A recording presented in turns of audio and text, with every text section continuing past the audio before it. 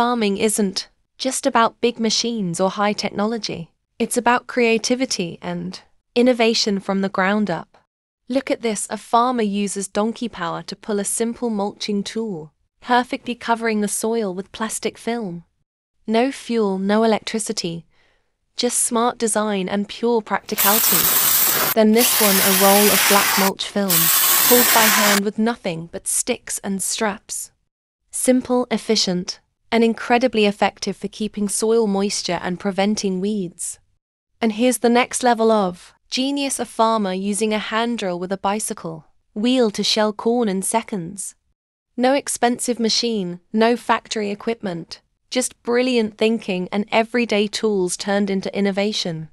These are the kinds of ideas that remind us that smartest technology often comes from the simplest places.